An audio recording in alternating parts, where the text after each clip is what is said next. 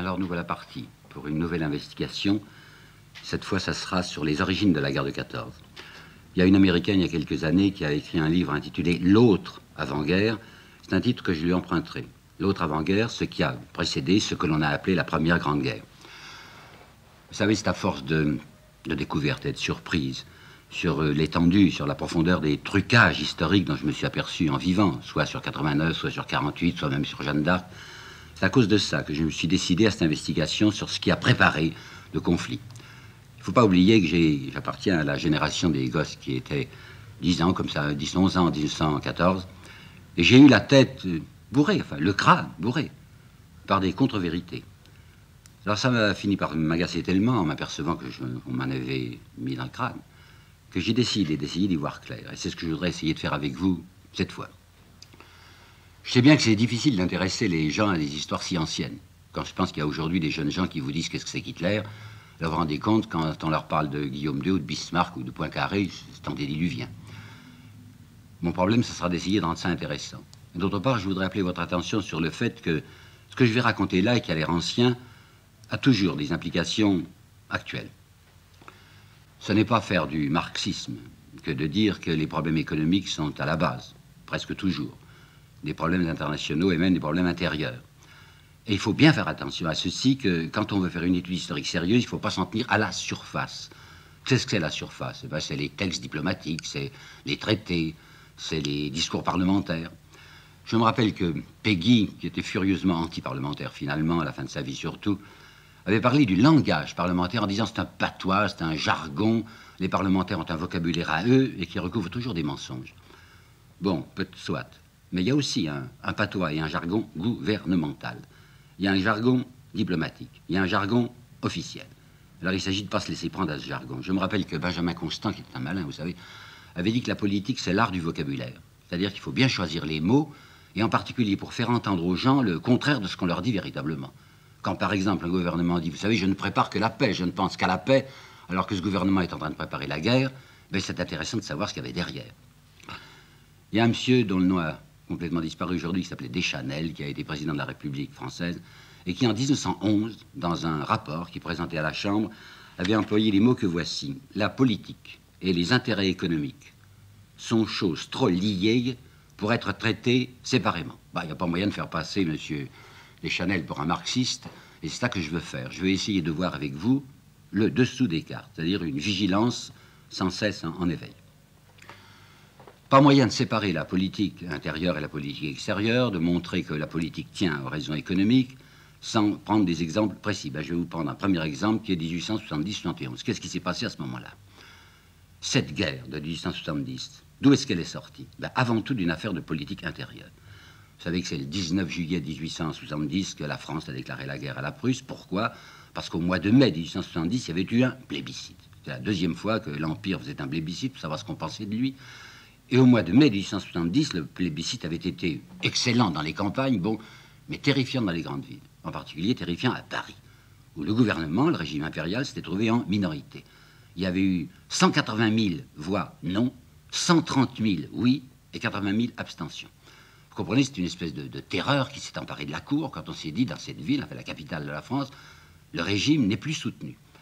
Alors c'est une vieille idée, une idée banale, vous savez, qui a été 100 fois reprise, que quand il y a des difficultés d'ordre intérieur, on précipite les gens sur des difficultés d'ordre extérieur, c'est-à-dire qu'on les fait regarder du côté de la frontière plutôt que du côté des problèmes intérieurs. Alors on s'était dit, une petite guerre qui ne peut être que victorieuse, étant donné l'infaillibilité pour la victoire de l'armée française, cette guerre va tout arranger.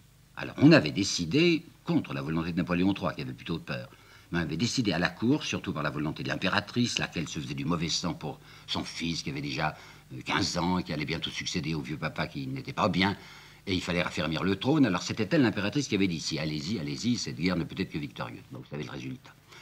Mais il s'était produit, donc 19 juillet, mais il s'était produit au début d'août une catastrophe dont vous allez voir la portée intérieure.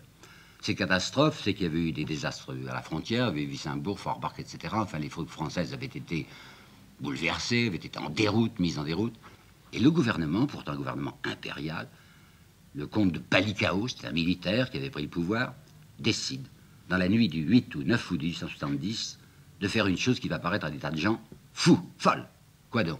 il décide d'armer la garde nationale, c'est-à-dire de donner des fusils à tout Parisien qui demanderait un fusil pour la défense de Paris, puisque les Allemands, les Prussiens étaient en train de s'approcher de la capitale. Pourquoi c'était une folie? Parce que la garde nationale, qui a été créée depuis 1789, vous savez, c'est une idée du marquis de Lafayette, qu'est-ce que c'était en soi la garde nationale? C'était une espèce de milice supplétive organisée par la bourgeoisie pour faire tenir en respect les pauvres. Lorsque Lafayette avait décidé la création de la garde nationale, il avait décidé aussi que pour entrer dans la garde nationale, il fallait payer son uniforme.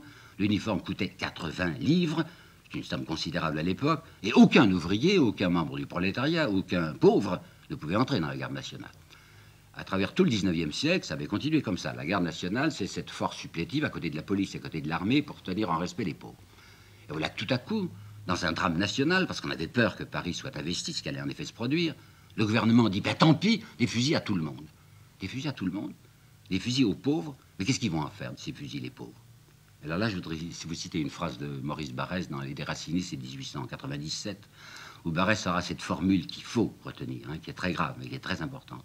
La première condition de la paix sociale est que les pauvres aient le sentiment de leur impuissance. Alors, comment voulez-vous que les pauvres aient le sentiment de leur impuissance s'ils ont des fusils?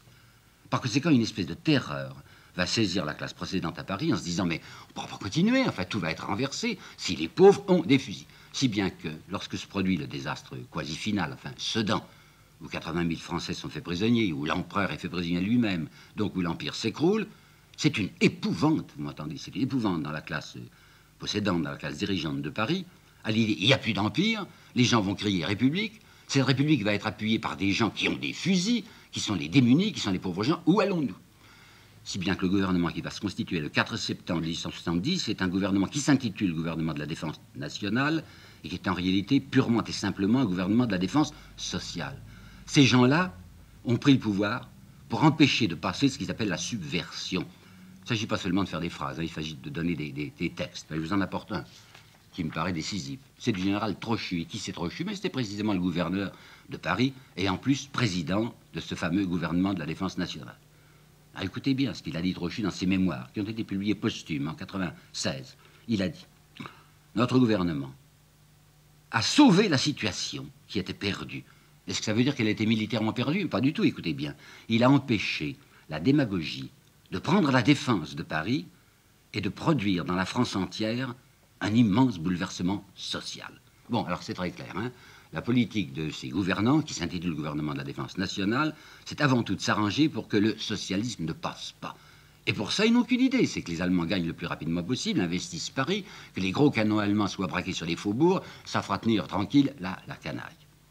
Et il faut comprendre qu'à travers toute la France des notables, la France des châtelains, des ecclésiastiques, s'organise à ce moment-là ce qu'il faut bien appeler, d'un terme assez contemporain, une cinquième colonne, spontanée et fervente. Les gens de bien, comme on dit, vous savez, on n'est pas un homme de bien si on n'a pas du bien, enfin ça veut dire les possédants, quoi. Eh bien les gens de bien s'organisent spontanément, qu'ils soient de droite ou de gauche, vous savez, pour dire, mais ce qu'il faut le plus rapidement possible, c'est arrêter les frais de cette résistance, parce que la résistance est conduite par des républicains à la Gambetta, que Gambetta c'est plutôt un rouge, il se trompe du reste, et que si Gambetta gagne, c'est-à-dire que si la victoire est à la République, vers quoi allons-nous? Les Allemands, qu'est-ce qu'ils vont nous demander quand ils sont victorieux? 2 provinces, bon, c'est embêtant, on perdra l'Alsace et la Lorraine, on perdra Metz et Strasbourg, mais qu'est-ce que c'est ça? Au prix de ce qui nous menace, c'est-à-dire une subversion des structures économiques et sociales, c'est-à-dire un renversement de l'ancestrale organisation sociale qui avait été tellement bien définie par Voltaire. C'est une phrase que j'ai jamais citée, je sais bien, mais peu importe parce qu'elle est trop peu connue. Voltaire, qui disait au XVIIIe siècle, un pays bien organisé est celui où le petit nombre fait travailler le grand nombre, est nourri par lui, vous attendez bien, est nourri par lui, et le gouverne. Eh bien, une victoire de la République en 1870, une victoire militaire de la République, eût été mettre en péril ce système du petit nombre nourri par le grand nombre. C'est pour ça qu'on va arriver le plus rapidement possible à la capitulation de Paris, que le général Trochu désirait depuis le début.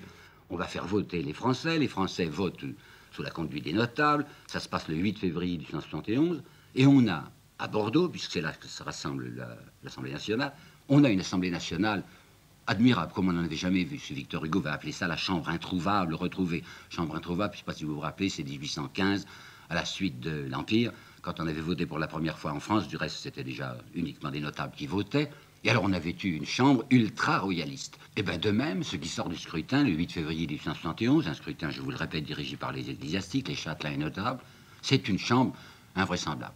Tout l'armorial français est là, tous les hobereaux, enfin c'est rempli d'ultra-royalistes. Au point que, on peut dire qu'on revenait en 1871 à avant 1830. Vous savez, 1830, c'est le moment où la monarchie de Juillet a remplacé la monarchie légitime. Et les gens qui sont nommés à ces élections-là sont des légitimistes, enfin des gens qui veulent le retour des Bourbons. Je vous rappelle, 1829, hein, on est en 1829. Ces gens ont mis à leur tête M. Thiers. Pourquoi M. Thiers? Parce que c'était celui qui avait été le chef pratique et occulte, mais efficace, je vous assure, de la fameuse 5e colonne. L'histoire nous a appris que M. Thiers serait le libérateur du territoire en France. Parce qu'il s'y est arrangé en effet pour que les troupes allemandes d'occupation puissent partir un peu plus tôt, parce qu'on avait remis l'indemnité de guerre antérieurement à la date fixée. Mais ce libérateur du territoire, une chose qu'il faut que vous sachiez, c'est qu'il avait été l'équarrisseur du territoire. Car c'est lui qui avait décidé, on va donner à l'Allemagne ce qu'elle demande, Strasbourg, Metz, peu importe, hein, il faut le savoir. Et bien ça, on ne lui en voulait pas du tout à droite, puisque c'était le prix qu'il fallait payer pour être tranquille du point de vue social. Seulement, Thiers est assez embêté de voir cette chambre ultra-royaliste, parce que personnellement, il n'est pas royaliste, Thiers. Je l'ai déjà dit en souriant, il est thiériste. C'est-à-dire qu'il veut, il est maintenant président de la République, une République temporaire, bien entendu, mais il veut rester. Et d'autre part, il a une idée derrière la tête, une idée stratégique, qui est très intéressante et qu'il faut que je vous explique. Là, voilà cette idée stratégique. Il dit, voyons, les royalistes sont là parce qu'ils veulent empêcher de passer la subversion. Mais est-ce que la monarchie est un système vraiment aussi solide que ça, qu'on se l'imagine, pour se protéger contre le socialisme? Car le socialisme, c'est la grande terreur du 19e siècle. Il explique à un certain nombre de gens, mais vous savez, c'est pas sûr, enfin, que le régime monarchiste soit le meilleur régime pour empêcher de passer les rouges, enfin la canaille, encore, comme on disait. Pourquoi? Parce que, voyons, réfléchissez, dans un gouvernement monarchique, c'est la volonté d'un seul qui commande, la volonté du roi, du moins en principe. Hein. Alors la volonté d'un seul, c'est faible, hein, c'est vulnérable. Les gens peuvent se soulever au nom de la liberté. Tandis que réfléchissez bien à ce que c'est que la République en principe. Et auparavant, réfléchissez aussi, disait Thiers, à ce que c'est que l'autorité. Ben, l'autorité, c'est une formule qui n'est pas de Thiers, mais je crois pouvoir résumer sa pensée comme ça. L'autorité, c'est la force qui obtient une obéissance consentie. Hein, la force qui obtient une obéissance consentie. Alors, comme le mythe royal est en train de se défaire en France, on l'a vu à plusieurs reprises, il faut substituer à ce mythe royal un autre mythe qui sera le mythe du suffrage universel, c'est-à-dire le mythe de la volonté nationale. Et cette fois, ça sera extrêmement puissant comme rempart. C'est la volonté nationale elle-même qui décide qu'il faut faire une république, par exemple, conservatrice. Alors quiconque se soulèverait contre un gouvernement républicain se soulève contre la liberté, puisque c'est la liberté qui s'est exprimée et qui règne à l'aide du suffrage universel. Alors vous voyez quel attentat monstrueux. On peut mobiliser toutes les forces nationales contre ceux qui prétendaient lutter contre un gouvernement dit démocratique. Oui, mais qu'est-ce que c'est que la volonté nationale? En fait, c'est la majorité. Hein. La majorité du suffrage universel, c'est-à-dire la moitié plus 1. Ben, c'est très facile d'obtenir la majorité au suffrage universel quand on sait s'y prendre.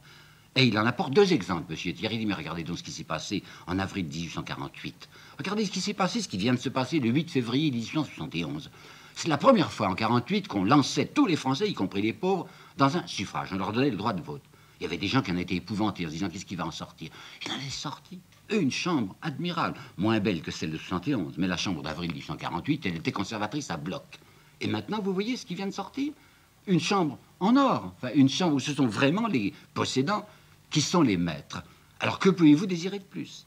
Donc, si vous êtes raisonnable, hein, ne vous obstinez pas à essayer de rétablir une monarchie soit légitime, soit orléaniste. C'est pas intéressant. En réalité, le meilleur système pour vous défendre, c'est une république que nous appellerons la république conservatrice, et dont, bien entendu, disait modestement M. Thiers, je serai le maître. Il va former, autour de cette idée, un groupe qu'on va appeler le centre-gauche. Ce centre-gauche avec un nommé Léon Say, ça vous dit rien, mais Léon Say est une personnalité très importante de la France de la fin du 19e siècle. C'était un homme très riche, il appartenait à la compagnie des chemins de fer du Nord, à la compagnie de Casseville, il va rentrer à l'académie, c'est un économiste, comme on dit, distingué. Et bien Léon Say va être l'homme de paille de M. Thiers pour constituer ce centre-gauche, c'est-à-dire le centre du ralliement des affairistes intelligents à l'idée républicaine. Il a devant lui, Thiers, cette chambre qui est en immense majorité royaliste. Et il dit, je m'en vais dérouler parce que, heureusement, ces royalistes ne s'entendent pas. Il y avait, je vous le répète, les Bourboniens, les légitimistes, quoi, ceux qui voulaient faire monter sur le trône le petit-fils de Charles X, qui s'appelait le comte de Chambord, et puis il y avait les orléanistes, c'est-à-dire ceux qui voulaient faire monter sur le trône le petit-fils de Louis-Philippe, qu'on appelait lui le comte de Paris. Alors il se dit comme par bonheur, la fusion, c'était le mot qu'on employait toujours, la fusion entre ces deux tendances royalistes ne s'opère pas, je vais me glisser entre les deux. Et je vais essayer de développer mon centre-gauche de telle manière que nous obtenions la majorité, qu'on ne nous parle plus de restauration monarchique et qu'on fasse une France républicaine, entre guillemets, avec moi à la tête. Comme il sait qu'on le soupçonne du côté des royalistes, qu'on se dit mais il ne travaille pas pour nous, il travaille pour lui, il va mettre le paquet, je vous assure. Enfin, il va faire tout ce qu'il pourra au profit des précédents. Par exemple, l'indemnité de guerre. L'Allemagne a demandé 5 milliards.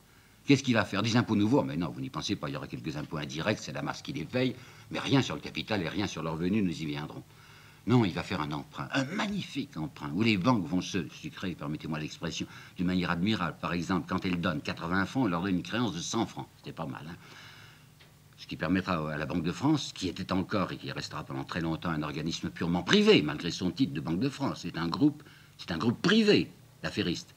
Ben, ce qui permettra à la Banque de France de porter son dividende de 80 francs en 1870 à 300 francs en 1871, grâce à l'indemnité de guerre et à l'emprunt.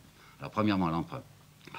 Deuxièmement, il va interdire l'international, l'affiliation à l'Association internationale des travailleurs qui avait été créée en 1864. Et il fait déclarer gouvernementalement que le seul fait de s'affilier à l'international est passible de poursuite, de prison même à vie s'il le faut, et d'énormes amendes. Il va lutter lui aussi contre, je viens de vous le dire, l'impôt sur le revenu, mais dans des termes qu'il faut que je vous rappelle, parce que c'est l'histoire de l'impôt sur le revenu, nous allons l'entendre parler tout le temps jusqu'à la guerre de 14. C'était le 20 juin 1871. Il y avait un malheureux député de gauche qui avait proposé l'impôt sur le revenu. Là, vous voyez Thiers, mais bondir, vous savez, il jaillit comme un diable de sa boîte, et dit c'est l'Inquisition, l'impôt sur le revenu. C'est le secret des fortunes violées. C'est une loi de discorde. Elle n'est faite que pour flatter les passions populaires, et jamais, jamais, tant que je serai là, un tel impôt ne passera. Il a aussi des phrases bien rassurantes sur l'instruction publique. Il y en a une qui est très peu connue et que j'ai apportée là en citation. Qu'on ferme les écoles normales, que le curé de la paroisse se charge de l'instruction primaire. Aussi bien, il en apprendra toujours trop au peuple, lequel a plus besoin de moralité que de savoir. Vous savez, quand je lis des phrases comme ça me rappelle ce que l'on ne sait pas assez, ce que Voltaire disait lui-même. Au fond, ces gens dont je vous parle, qui se disent catholiques, enfin cléricaux, ils sont tous voltairiens dans l'âme. Voltaire était un homme qui répétait à satiété, il est fort bon de faire accroire, vous entendez bien, il est fort bon de faire accroire aux gens qu'ils ont une âme immortelle et qu'il existe un Dieu vengeur qui punira mes paysans s'ils veulent me voler mon blé.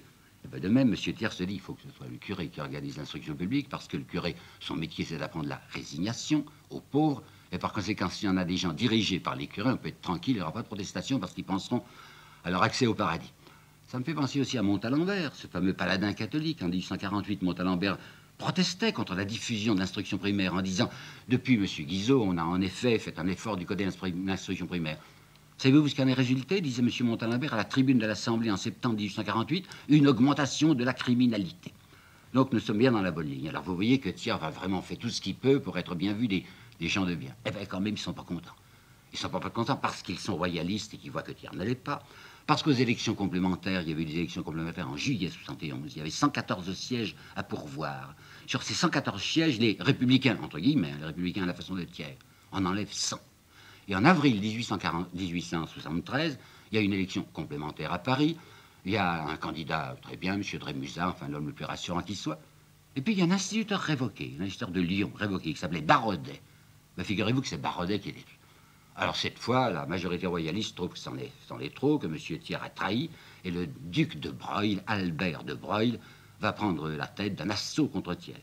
Il va déclarer une interpellation. L'interpellation se fait le 23 mai, et ce M. de Broglie dit « La République, c'est l'avènement de l'ignorance et c'est la destruction de la richesse. Il y a des doctrines délétères franchement ou adroitement professées. » Adroitement, c'est pour M. Thiers, qui viennent saper le fondement même de la société. Je demande un gouvernement capable de rassurer le pays et de faire prévaloir, comment dit-il, faire prévaloir dans le gouvernement une politique résolument conservatrice. Et bien Thiers est renversé ce jour-là par 360 voix contre 344.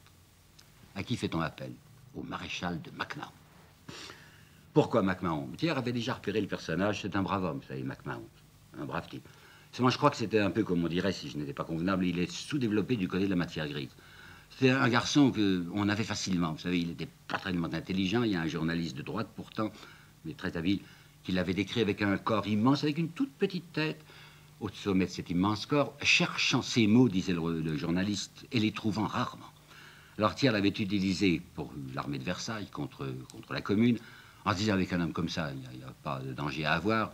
Si je prenais un chef de guerre qui soit ultra-royaliste, il serait capable de me couper l'herbe sous le pied. Tandis que MacMahon, c'est un respectueux. Thiers racontera plus tard, j'aimais bien MacMahon, parce qu'il était vraiment docile. Vous savez, quand je le faisais entrer dans ma voiture, il établissait toujours, enfin, il laissait toujours une petite distance, par respect, entre lui et moi. Alors ce monsieur-là, il est absolument utilisable pour ce qu'on veut en faire. Il est dans la main de la majorité royaliste et il aime du reste raconter à quel point son cœur est resté royaliste. Il a servi l'Empire, oui, il fallait bien. Mais il va raconter, je l'ai lu dans ses mémoires, qui sont encore inédits aujourd'hui, qu'en 1820, il avait 12 ans et on attendait une naissance royale. Vous savez peut-être que l'héritier du trône avait été assassiné, c'était le 13 février 1820, alors on se disait c'est terrible, il n'y a plus d'héritier du trône. Oui, mais avant d'être assassiné, il avait eu le temps de rendre sa femme enceinte, alors il va naître un enfant qui n'avait rien de miraculeux, mais qu'on appellera tout de même l'enfant du miracle. Cet enfant était né en septembre, je crois, 1820, et le petit MacMahon, qui avait donc 12 ans, mais qui était élevé dans un fervent royalisme, racontera, lorsque j'ai entendu sa propriété, enfin la propriété de ses parents était à quelques 10 km d'Autun, lorsque j'ai entendu les coups de canon, les 21 coups de canon, quand il irait à Autun pour annoncer que c'était un mâle, c'était un héritier, je me suis mis à fondre en larmes. Enfin, c'était un homme, comme vous voyez, rassurant. J'ai été la voir, sa propriété, l'été dernier, justement. C'est quelque chose, vous savez, c'est un immense château avec des douves, avec de l'eau. Enfin, le monsieur le plus tranquille qui soit, on pouvait être rassuré du point de vue de la défense des biens et de la propriété. Alors voilà donc MacMahon, qui est président de la République, c'est assez comique, hein, un président de la République qui est royaliste et qui est là pour préparer le retour du roi, mais enfin ça se trouve comme ça. Il fait un message à la population dès qu'il est élu président de la République, et le voici son message. Je vais vous lire ça un peu lentement, parce que ça vaut la peine. Avec l'aide de Dieu, le dévouement de notre armée et l'appui de tous les honnêtes gens, nous allons procéder au rétablissement de l'ordre moral. Vous avez entendu, hein, il y a Dieu, il y a l'armée et les honnêtes gens. Les honnêtes gens, nous connaissons déjà la définition, ça veut dire les possédants. Alors vous avez Dieu, l'armée, les possédants, ça veut dire le sabre, le goupillon et le coffre-fort. C'est ça, le gouvernement de l'ordre moral. Alors je vous assure qu'il va en mettre un coup, hein, pour que ce soit vraiment de l'ordre moral. Par exemple, il y aurait les maires. Jusqu'à présent, les maires étaient élus dans un certain nombre de bourgades. Eh bien, il n'y aura plus de maires élus, même dans les petites bourgades. Ce sera tous des maires nommés. C'est le gouvernement qui va nommer, même au-dessous de 1000 habitants. Il nommera tous les maires pour bien les avoir entre les mains. Il y aura une censure extrême sur la presse. Les journaux républicains pourront paraître difficilement, ils auront tout le temps des amendes. Il y aura surtout des avantages incomparables donnés au clergé avec une magnifique expansion des congrégations. Je vais vous donner un chiffre. Au milieu du 19e siècle, les congréganistes, mâles et femelles, étaient 50 000 en France. Et bien, à la fin du gouvernement MacMahon, ils étaient 160 000. Enfin, ça monte, hein. D'autre part, on va perfectionner la loi Fallou qui avait donné toute possibilité à l'Église de diriger l'éducation française. Non seulement elle avait le droit maintenant d'ouvrir des écoles, ce qui est parfaitement normal, mais elle avait aussi le droit de contrôle sur l'enseignement de l'État. Mais il lui restait encore à conquérir l'enseignement supérieur. Et bien, MacMahon va ouvrir des facultés catholiques. Tous les évêques sont monarchistes. Et ils vont organiser des pèlerinages, comme on l'avait fait en 1828-29, sous Charles X, ça avait mal tourné, enfin, ça ne tournera du reste, c'est pas mieux. D'immenses pèlerinages à travers la France, où on ira à la Salette, à Paris-le-Monial, enfin à Lourdes, pèlerinage où on chante un cantique. Sauver Rome et la France au nom du Sacré-Cœur. Pourquoi Rome? Parce que le pape a perdu son pouvoir temporel, alors il faut bien sauver le pape aussi. Sauver Rome et la France, et il y a Monseigneur Pille, qui, à Chartres, le 28 mai 1873, va prononcer une admirable allocution sur cette République qui nous promet la terreur, le pays en détresse demande un chef, appelle un maître. Il faut tout de même faire une constitution. L'Assemblée constituante, l'Assemblée nationale qui a été élue le 8 février 1871, est là pour faire une constitution. Puis Thiers n'est plus président du Conseil, mais il est député. Thiers a fait son petit travail du côté du centre-gauche, des gens à qui il explique, vous savez, la République, c'est ce qu'il y a de mieux au fond. Si bien que cette chambre monarchiste va créer, à la suite de ce que l'on appelle l'amendement Vallon, un monsieur Vallon qui est du centre-gauche, va créer c'était quoi le 30 janvier 1875, une république. Attention, une république conservatrice, où il y aura, c'est entendu, une chambre élue, mais il y aura surtout un Sénat qui ne sera pas, lui, élu au suffrage universel, qui sera élu uniquement par les notables, et on espère bien que si jamais la chambre tournait mal, il y aurait le Sénat qui sera la citadelle des possédants. Enfin, ça y est, la chambre est un peu étonnée elle-même d'avoir voté cela. Je vais vous lire les chiffres. Il y a eu 354 voix pour l'amendement Vallon, c'est-à-dire pour le mot République, contre 353 voix. Mais si vous vous rappelez que Thiers avait été battu par 344 voix, c'est donc entre 1873 et 1875, il a déjà gagné avec son centre-gauche 10 voix, 350. Il est tout près d'avoir la majorité.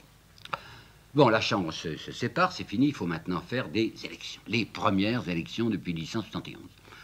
Les royalistes mettent le paquet, je vous assure, enfin, ils font tout ce qu'ils peuvent pour faire leur propagande, mais ça tourne affreusement mal.